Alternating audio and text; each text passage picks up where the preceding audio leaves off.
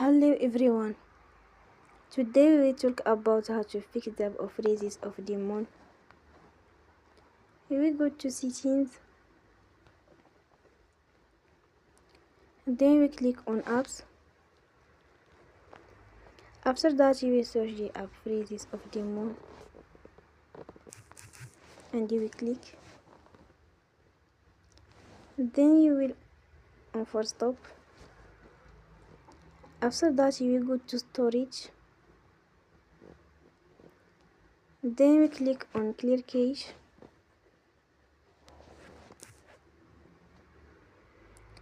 In the end, turn off your phone and you will restart your phone again.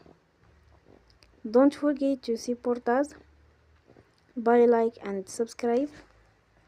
See you next time and thank you for watching.